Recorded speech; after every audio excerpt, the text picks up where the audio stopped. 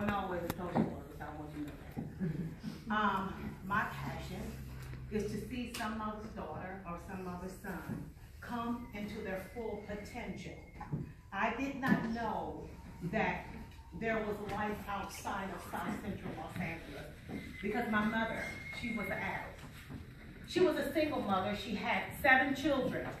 I was the youngest born. All of us had different daddies. All of us had different fathers. Nevertheless, the only thing I can remember my grandmother, Grandma B, very vaguely, was she gave me my first drink at 8 years old. So you can imagine the vicious cycle of addiction became generational. I can remember brother, which 2 of them are dead now, 1 overdose. I want to say maybe 16, 17, he was shooting drugs. So I found myself running around the mean streets of South Central Los Angeles. By age 12, I had given birth to my first child by cesarean. 14 years old, it was a repetitive cycle, honey. 15, I'm living with a drug dealer. I never thought that there would be life outside of LA. I was getting high with my mother. Okay. Age 15, I was in a violent shootout. There was a hard knock on the door. And many of you can relate to this because this is the life I live. And this is why I can tell my clients, I said, baby, you represent my past, but I represent your future.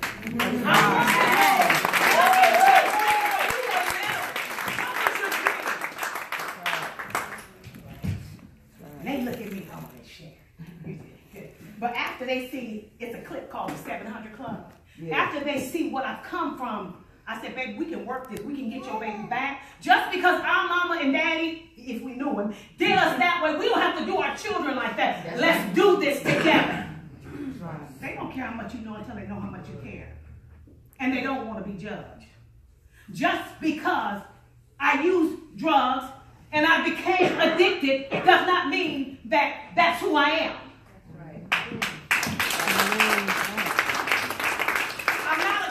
Even though we did some cutthroat stuff.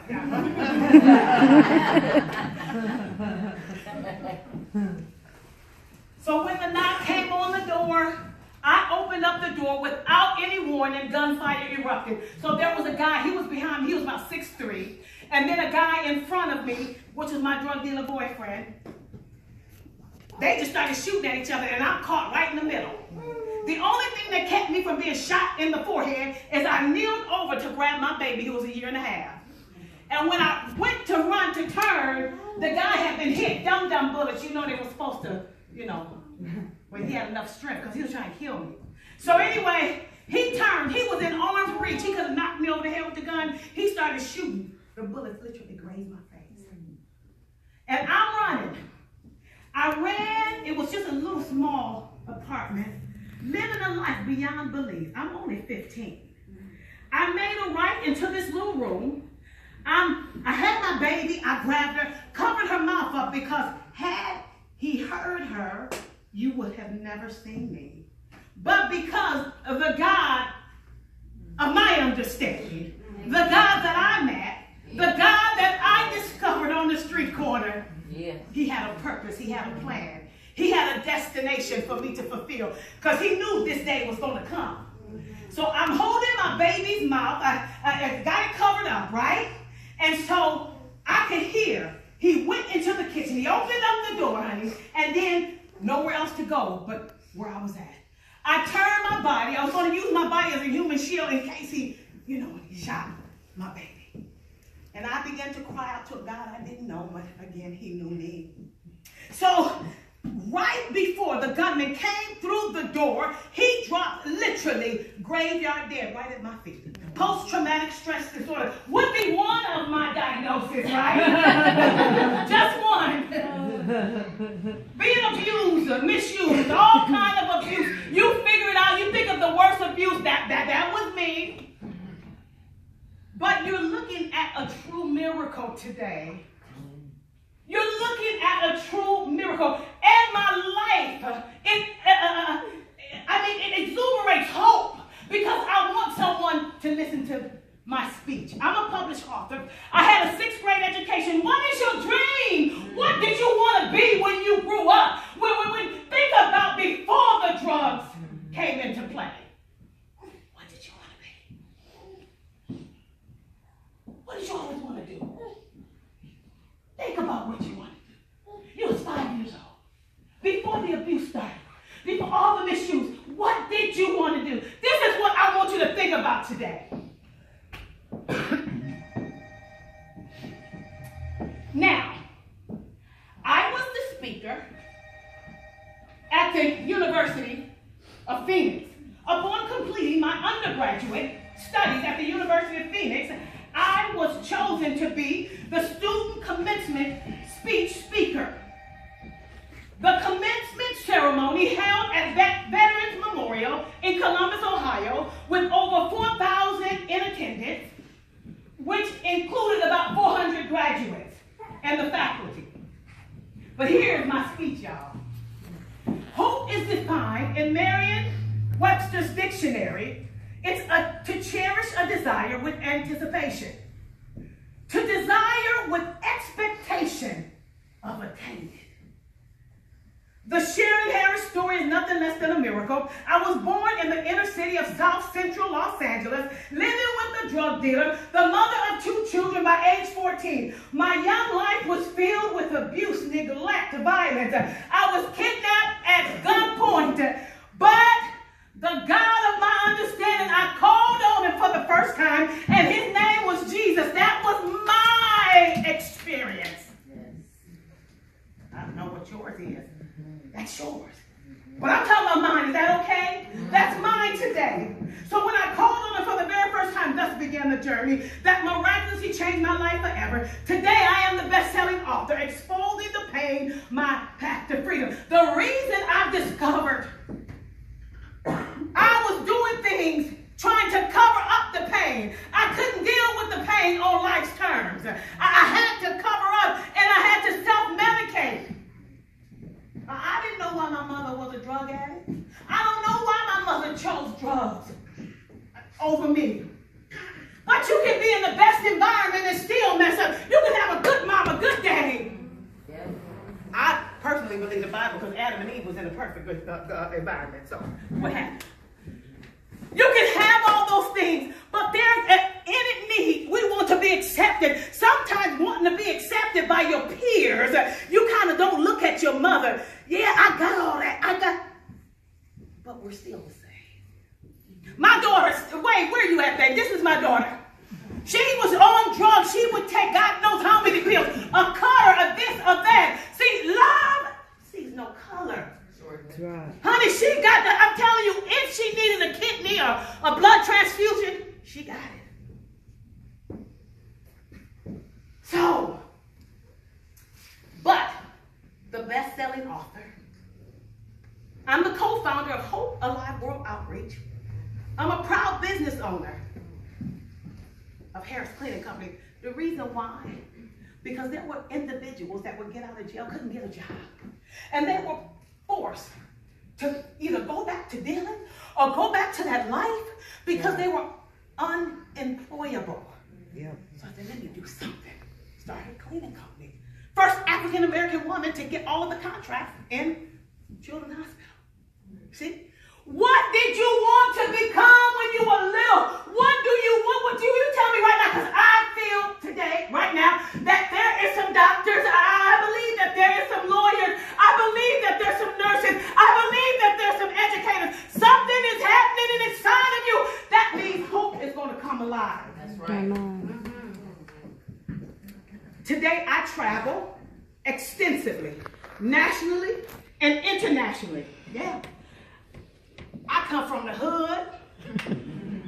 I have been to South America, Bahamas, Bermuda, Nairobi, Kenya, speaking, inspiring women and men from around the world. I never thought I was going to make it out of the hood. You hear me?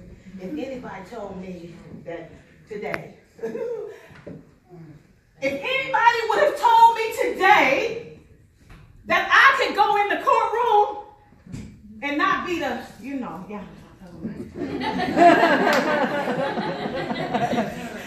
not the one to shackle coming. What's up? If anybody would have told me that, I wouldn't believe it. Yeah. Because I kept running away from foster homes. I was running. What was I running from? The pain, Tan. I was running. I was running from the pain. I was running from the abuse. I was running where to nobody but me. I was running. But that's what I do as a social worker. And when I place the kids, and I tell them all about the levels, like, Miss Sherry, how you know? You represent my past, but look at your future. There's going to be somebody when it's turned around that you're going to have to encourage, like your daughter. See? So, I've traveled a lot of places. One of my favorite quotes is your past doesn't have to define your present, nor determine your future. Listen to this group.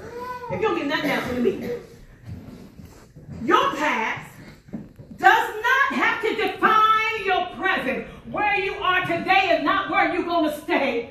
Where you are today is not where you're going to be in 6 months. Where you are today.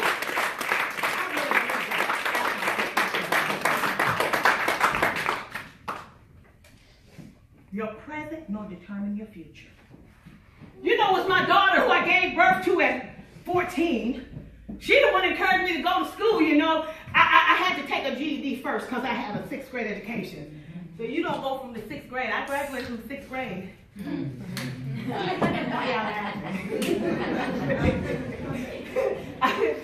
Then I had to do this GED. Failed it once, failed it twice, and the second time, for real, I just missed it by like 5 points. You would think, just give it to the lady. That's how I felt. That's how I felt. But nobody gonna give you nothing. You got to work for what you want. You hear what I'm saying? Just like we was out there trying to get high. Nobody gave you nothing. Whether you was on the corner, whatever you had to do, they had to work for it. So I took it again. I took it again. Took the test again. And guess what? I passed. And every day I would get up, I would put Yolanda Adams, I believe I can fly. Everyone, I can believe I can touch the sky. I had a 6th grade education. I'm like, I believe, and I had trouble with the math. The math.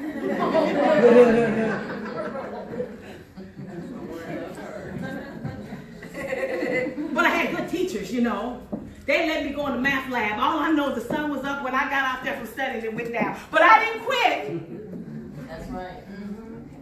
But it was my daughter who I had at 14. And by the way, I was in a residential facility in Altadena, California, Florence Crittenton.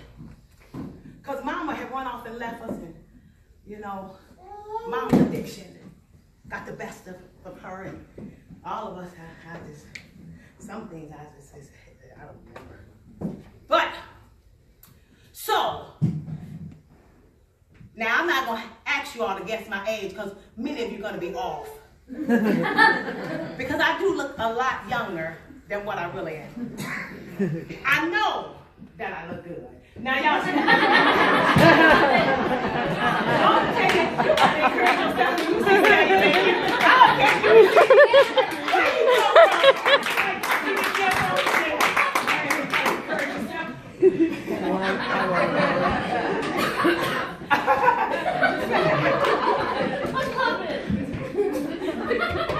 All right, come on. But I was in this residential facility. This is for real serious, don't laugh. And but anyway, I was a ward of the court, PC, permanent custody. Somebody. So I was pregnant the second time because the baby I had at 12, it was by cesarean because I was so young. And I'm telling you, in my story, it's amazing. I'm so grateful. I'm so grateful. But because I was a ward of the court, and if we go back probably 40 years ago, it wasn't like it was. I couldn't sit like this or put my arm around you like this. I Yeah. just couldn't do it, you all, and it just wasn't tolerated. Yeah, that's Y'all right. come on, it's the truth. It's the truth. It's the truth. So because I was the ward of the court, they wanted to know, could a woman have a vaginal birth after cesarean? I wasn't a woman, I was a baby, I was a kid. But I was the ward of the court. Let's see if this experiment worked. Y'all, it worked. Look at me today. I know that's right. It worked. But guess what? Hollywood Presbyterian Hospital. My mind is sharp. Hollywood Presbyterian Hospital is where I gave birth to my daughter. Right? That's where I gave birth to her. I want you to look up the history, which later became the Dream Center. My baby was born in the Dream Center before it became the Dream Center, which housed addicts, which housed runaways, which my whole past was represented in that hospital. Just because you've been through what you went through, it don't mean that you have to die with a needle in your arm. That's it. That's right. You don't have to die with a pipe in your mouth, somebody. I overdosed. That scared me straight, for real, because I saw darkness. That's all I saw. And I wasn't ready for that. So anyway, that's what happened to me. You see? But I was living with a drug dealer. So I had it anytime. Y'all know that. So here. So y'all, I'm telling y'all, I done went from the abuse, from 0 to 5, stuff you don't remember. Then I can remember as early as 3 years old on up, just nothing but parties and all that. I later found out it was a trap house. We called it a bookie joint. That's what it was. And we used to just peek out. And we seeing all this stuff, the strip club right there in the living room. Mine just messed up. You know, I mean, they doing this to, we see these little children. So they have their parties in the big room, and the kids had their party in the room. It's generational. We didn't know no better.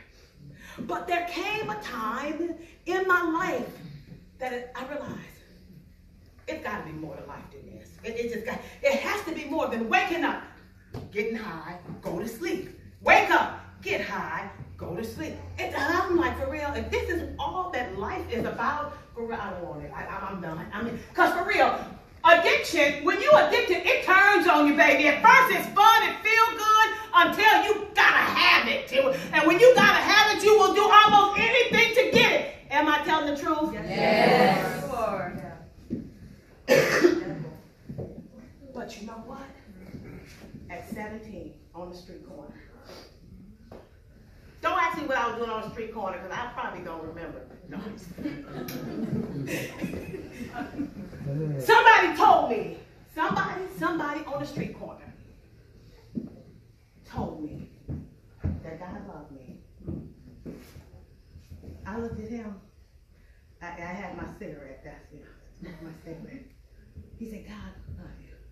I dropped my cigarette in reference to what he said, you know.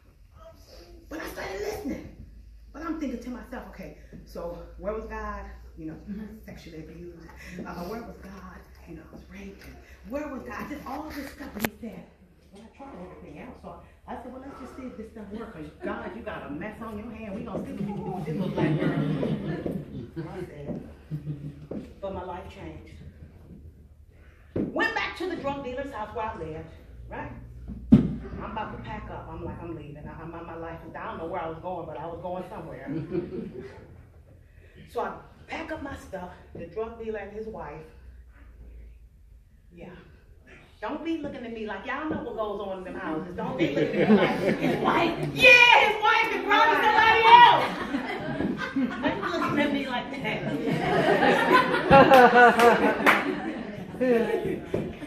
You know, when I go like I can just tell the truth, what you did, what you did. I mean, I'm free today, you know.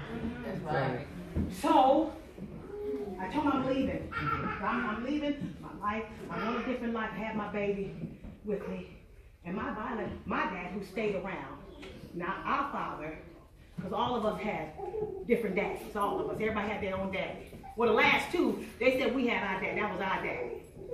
Because, you know, and this is a true story. I remember this one, you know, my Mimi, Her daddy, well, they said he died.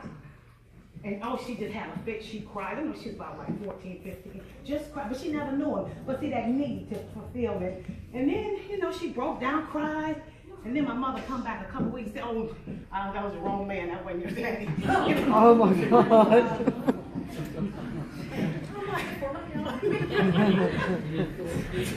See, you gotta laugh about this stuff. That'll Yeah. tear you up. Yeah. No, for real. You crying, you go, oh, my daddy. Well, she never knew him. Oh, my daddy, daddy, daddy, oh, daddy. And then my mother come back and say, oh, well, no, that wasn't your daddy. You wonder why? I can talk my own self up. I don't need crack. I don't need I can't do it right there like that. I didn't even do that. But I don't need that kind of, I don't need alcohol. I don't need that. Because I enjoy life today. See? So, at 17, when I was told the drug dealer, I said, I'm leaving. He was double my age, plus some. I'm leaving, and where are you going? I don't know. He went and got the gun.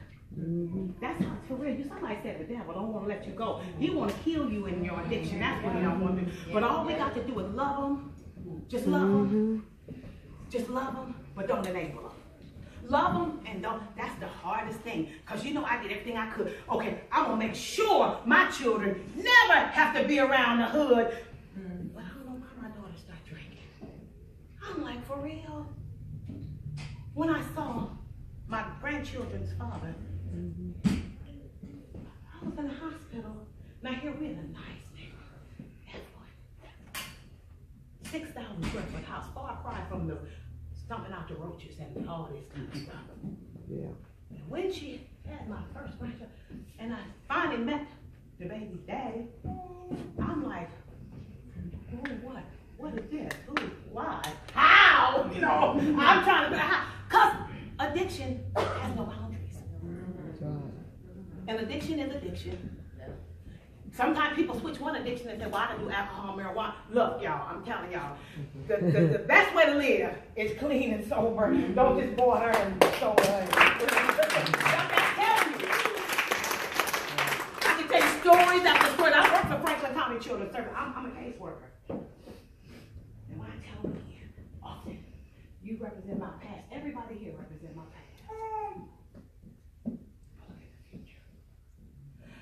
I told the drug dealer I'm leaving. He went and got the gun. His wife went and got a butcher knife. Now I'm thinking, now I'm really seeing these people for what they are, because I started getting a little clean. You know, I'm thinking, I can't do this no more. I take a couple of days off. But I started seeing the reality of addiction. I started seeing, and so when he had held the gun to me, the same gun that killed this guy, that dropped literally dead at my feet. That man, gunshot, ain't dropped dead at my feet. And I looked at these people, but I thought that was my family. I thought these were the people that loved me. I thought these were the people, because I didn't have a natural family. And all of a sudden, his wife, she punched me. I didn't fight back. I was a fighter, but I wasn't fighting there because she had the butcher knife, he had the gun, so I figured just go on and beat me up, you know. And then all of a sudden he said, stop. Let her go, she'll be back. When I left that house, I went to a women's shelter. Thank God for, he has the Hope Source, right? Yep. With Stepping Stone, different facilities, that's what we're gonna get. They gotta go somewhere. Yep. And then they have to meet Tad Mason. They have to meet Sharon. They have to meet all of you. They have to meet Nancy's. They have to meet people like you that are loving and accepting. See, it's not what you've done, it's where you're going.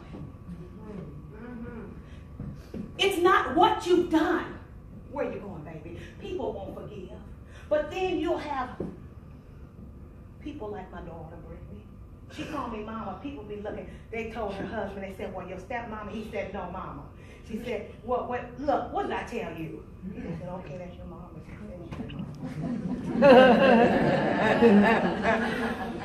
I rode the bus until the RTV, they said there's nowhere to go. I got off the bus and I went, I said, maybe my mother this first time will be there for me. I went and sat on her steps and I knocked on the door. I could hear my mother in there party and I could hear her. She's couldn't open the door for me. But everything in me was saying, go back. I believe had I gone back to that drug house, that would have been my last time. I wouldn't have made it out alive. But a lady opened her door, a neighbor, you don't do that in South Central, invited me in. They loved me, they prayed for me. And they took me to Skid Row. I didn't have nowhere else to put me, into a shelter. And my life changed. What about the one I raised my children? My prayer time would be, God, give me wisdom beyond years. I've never been raised. I don't know what it is to raise a child. So when I went to WIC, how many of y'all received WIC before? They had nutrition classes, do everything they could. I went to find out. How many of you know what botulism is? Yeah, I learned from WIC. And I tell our people, like, don't you get no guinea cans, you better be careful, make sure you're busy. But it was from WIC. See, WIC. I didn't want to be poor, so we started the cleaning company.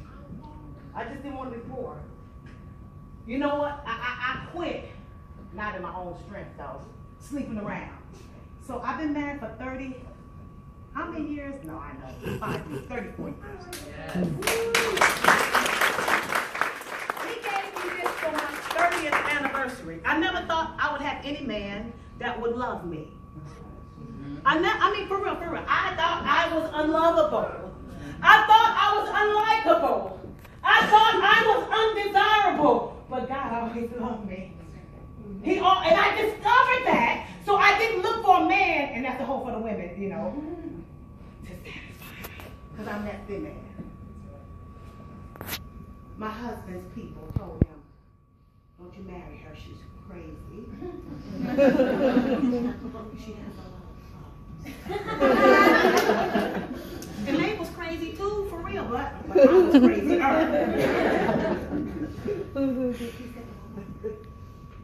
He said, how you gonna say you love her? Because my husband was a virgin, he hadn't had a girlfriend. I thought I would marry somebody like double my age, because that's how my daughter's father, who was my mother's friend. Y'all got me? Yeah. He said, I'm marrying her. And it's amazing, because the same people that told him don't marry me, they long since divorced and we going strong. That mercy, see what you said? That is when I know I deserve death punishment. I know, honey, for real, for real. And you're sitting in that chair. That chair was designed to hold you up. Now, nobody that sat in that chair, look back, I don't care what size, you just flop down. You thought you was going to hit the floor. Anybody think at any moment that you were going straight to the ground? No. Nope. You were created and designed on purpose, for a purpose, by a loving God. Steal from me, destroy my identity, destroy my self-esteem. I had no self-esteem. Some people say, low, you beat me. Because yours was low, mine was none. Because of life. Because of life. But when I went to school after the GED, from the sixth grade to college, I told my daughter at 14, I said, this is what you do. Now this is from a life of drugs, just a horrible life of abuse. And my mother, by the way, she's in heaven. My mother, I was able to make amends, to let her know we missed a lot of time on earth, but we can make up for it in heaven. I released her, forgave her, because I don't know what my mother really went through. It was generational. How many of you have children, women, men? How many of you have children? Would you wish your craving, your addiction on your child? Would you? So that simply means that you're going to have to be the one to break it. You're going to have to be the one to make the decision. I am the one. And even though my daughter, she drinks, she about ready. Because, honey, I'm like, but I got to keep it moving. But my children, I'm telling you, she's fully grown. Now, how old are my children? I got one that's 28, 30, 1 or 32, 33, 37, she about to be 38, and Dominic will be 40. Now tell me if I look good. I don't want you don't got to be ashamed of your past, baby. That's right. You use drugs, that's not who you really are. once you get that revelation, and sometimes when you come from a really good home, like my daughter, I was showing my other daughter here what her sister wrote. Mom, you were the greatest mom. The guilt really get them because they feel, why did I disappoint my parents? Well, how could I do this to them? They gave me such a good life. But addiction knows no boundaries. For real, for real. You don't even have to be an addict. Like Grandma B, yeah, they all was addicts. My people was hardcore addicts. They wasn't gonna drink for the holidays. I mean, it was hardcore partying addicts. My mother was tricking with her oldest daughter. I got out just in time because I would have been right with her. Do you hear what I'm saying? Yeah. But I'm not gonna trick with my grandbaby. Matter of fact, my granddaughter is now about to get, she's in the 7th grade, going to 8th. Get her in the pre-college courses at Columbus State. So when she graduates, she's already gonna have a degree under her belt. Do you hear what I'm saying? I had a 6th grade education. My mom had a 4th grade. But my whole destiny was changed because I made a difference. I had to look at those steps and take a moral inventory and realize, you know what though? I don't want this on my grandbaby.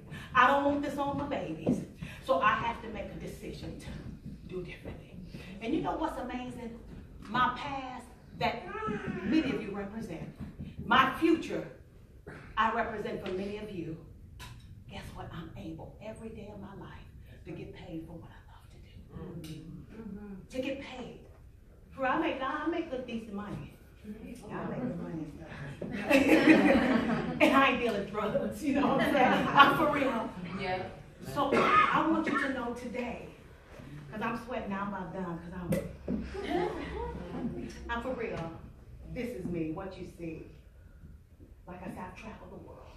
Pain is pain. I had somebody speaking, I don't know what they were speaking, but you see how I get all excited? They was getting excited in their language, and then, you know, people were jumping up, and I was, you know.